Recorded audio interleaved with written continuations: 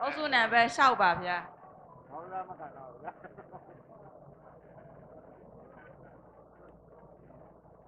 မေခွန်းနံပါတ်1မဟာပရဝီဤမြေကြီးနှင့်ခိုင်နိုင်ဥပမာပေးခဲ့သောပါရမီတို့ကိုပြောပြပါခန္ဒီပါရမီနှင့်ဥပိ္ပခပါရမီပါဗျာမေခွန်းနံပါတ်2မှန်ကန်သောတည်ကြည်ခြင်းရှိသူသည်မြည်သည့်မက္ကင်ထိုက်ပါသလဲမေခွန်းလေးပြန်မေးပြပါဗျာမှန်ကန်သော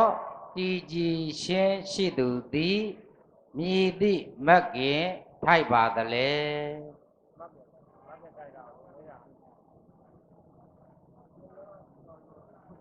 တမတပါတိပါဗျာမေခွန်းနံပါတ်3မနတ်ဤတသမမြောက်တတ်မတော်ကဘာလဲပြောပြပါအတုကန္တနာပရဝံပနာတရားတက်မတော်ပါဗျာမေခွန်းနံပါတ်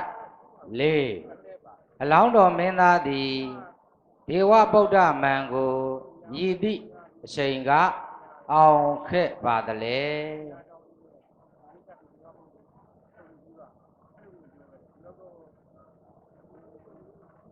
မေခွန်းလေးပြန်မေးပါဗျာ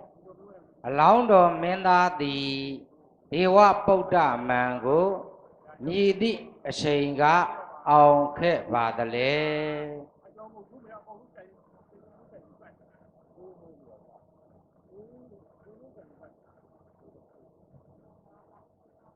မနတ်ကိုအောင်မြင်တော်မူသောအခါအောင်မြင်တော်မူခဲ့ပါဗျာအချိန်မာတကရီ103ခုနှစ်ကစုံလာပြည့်နေ့ညနေချမ်းအချိန်ပါဗျ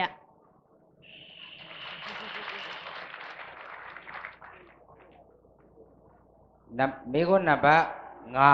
5မထေကြီးအဆက်ဆက်တို့သင်္ဃာယတနာတင်ခဲ့ကြသောပိဋကတ်3သွယ်နိကေ9ရက်ကိုမြည်တို့ခေါ်ပါသနည်း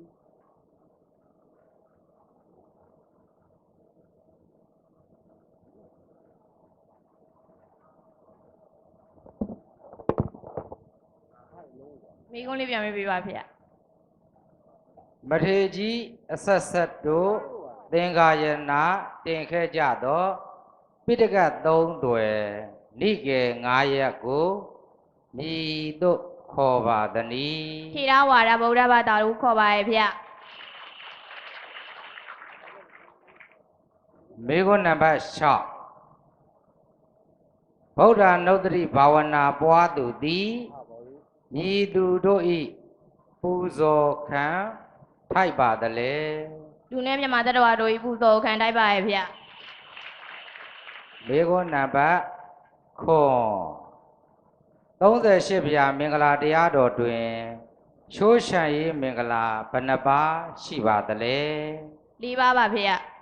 ရပါပြီ